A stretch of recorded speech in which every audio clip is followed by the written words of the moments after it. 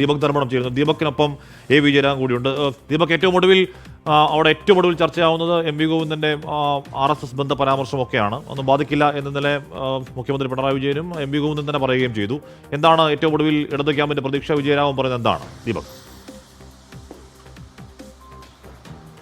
Ashmi, SKN ഈ തെരഞ്ഞെടുപ്പിൽ ഒരുപക്ഷെ മണ്ഡലം സെക്രട്ടറിയെ പോലെ തെരഞ്ഞെടുപ്പ് പ്രവർത്തനത്തിൻ്റെ ഊടും പാവും പണിത ആളാണ് CPIMന്റെ പോളിറ്റ് ബ്യൂറോ അംഗം മലപ്പുറം സ്വദേശി കൂടിയായ എ വിജയരാഘവൻ. തെരഞ്ഞെടുപ്പിൻ്റെ കൃത്യമായ കണക്ക് അദ്ദേഹത്തിനാണ് പറയാൻ സാധിക്കുക. എല്ലാം കഴിഞ്ഞു. 25 ദിവസത്തെ വലിയ പ്രചരണം, അത് കഴിഞ്ഞ് ഒരു ദിവസം നിശബ്ദ പ്രചരണം.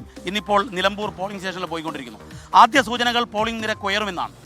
എത്രമാത്രം പ്രതീക്ഷ ഇടതുമുന്നണിക്കുണ്ട്? ഇടതുമുന്നണിക്ക് വലിയ പ്രതീക്ഷയുള്ള ഒരു തെരഞ്ഞെടുപ്പാണത്.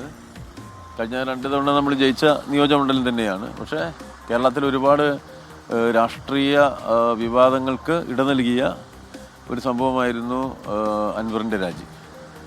അതിൽ നിന്നൊരു രാഷ്ട്രീയ മുന്നേറ്റവും മുതലെടുപ്പും നടത്താൻ UDF വലിയ പരിശ്രമം നടത്തുന്നുണ്ടായി. പക്ഷേ ഇടതുപക്ഷ ജനാധിപത്യ മുന്നണിക്ക് നല്ല ദാർഢ്യമുള്ള അടിത്തറയുണ്ടായിരുന്നു. കേരളത്തിലെ മുഖ്യമന്ത്രി സഖാവ് പിണറായി വിജയൻ്റെ രാഷ്ട്രീയ നിലപാടുകളായാലും നമ്മുടെ സംസ്ഥാനത്തിൻ്റെ പൊതുവികസനത്തിലുള്ള അദ്ദേഹത്തിൻ്റെ മുൻകൈകളായാലും അതിന് വിശ്വാസ്യതയുണ്ടെന്നും ബോധ്യപ്പെടുത്തുന്നൊരു ജനവിധിയെ ഈ തെരഞ്ഞെടുപ്പിൽ നമ്മൾ കാത്തിരിക്കുകയാണ്. ഈ തെരഞ്ഞെടുപ്പിൽ എന്താണ് നിർണായകം? അതായത് ഈ തെരഞ്ഞെടുപ്പിൽ ഏറ്റവും ഡിസൈഡിങ് ഫാക്ടർ എന്താണ്? കാരണം ഇന്ന് പോളിംഗ് ശതമാനം ഉയരുന്ന സൂചനയാണ്. സാധാരണഗതിയിൽ പോളിംഗ് ശതമാനം ഉയരുന്നത് ഇടതുമുന്നണിക്ക് എതിരായാണ് മണ്ഡലങ്ങളിൽ ബാധിക്കുക എന്നാണ് ഒരു രാഷ്ട്രീയ ചരിത്രം, തെരഞ്ഞെടുപ്പ് ചരിത്രം. ഈ തെരഞ്ഞെടുപ്പിൻ്റെ ഏറ്റവും ഫോക്കൽ പോയിന്റ് എന്താണെന്ന് പറഞ്ഞാൽ ഇടതുപക്ഷ ജനാധിപത്യ മുന്നണിക്ക് വളരെ കൃത്യമായ ട്രാൻസ്പാരൻ്റായ രാഷ്ട്രീയ നിലപാടുകളും വികസന നിലപാടുകളും മുന്നോട്ട് വെക്കാൻ കഴിഞ്ഞതും മികച്ചൊരു സ്ഥാനാർത്ഥിയെ വെക്കാൻ കഴിഞ്ഞതുമാണ്. അതിൻ്റെ അപ്പുറത്ത് UDFൻ്റെ വലിയ ആശയ തർക്കങ്ങളുടെ വലിയ തോതിലുള്ള മരവിപ്പിൻ്റെ ഒരിക്കൽ പോലും കൊഹസീവായി ഒന്നിച്ചു നിൽക്കാൻ കഴിയാതെ പോയതിൻ്റെ അനുഭവങ്ങളും കൂടി കലരുന്നതാണ് ഈ തെരഞ്ഞെടുപ്പ്. ഈ തെരഞ്ഞെടുപ്പിലെ ഏറ്റവും ഫോക്കസ് പോയിന്റ് ഇപ്പോൾ ഇന്നും കാണാൻ കഴിയും. കഴിഞ്ഞ തവണത്തെ UDF സ്ഥാനാർത്ഥിയുടെ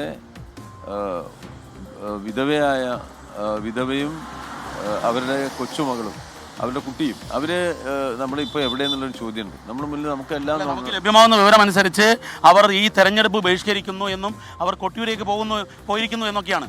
അത് ഒരുപക്ഷെ അതൊരു കോൺഗ്രസിനെതിരായ പ്രതിഷേധം എന്നുള്ള നിലയിലാണോ അങ്ങ് കാണുന്നത്? വലിയ പ്രതിഷേധമാണ്.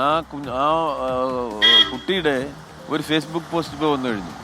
അവരുടെ വേദനകളെ ആകെ അവർക്ക് ഉണ്ടാക്കിയ മനോവ്യതയെക്കുറിച്ചുള്ള അതിൻ്റെ ഒരു എക്സ്പ്രഷനാണ്. ആ കുട്ടിക്ക് താങ്ങാനാവുന്നില്ല. തൻ്റെ പിതാവിനോട് എത്ര മോശമായാണ് ഇപ്പോൾ ഇവിടെ മത്സരിക്കുന്ന കോൺഗ്രസ് പോളിറ്റ് ബ്യൂറോ അംഗം സംസാരിക്കുകയായിരുന്നു ദീപക് ധർമ്മടവുമായി.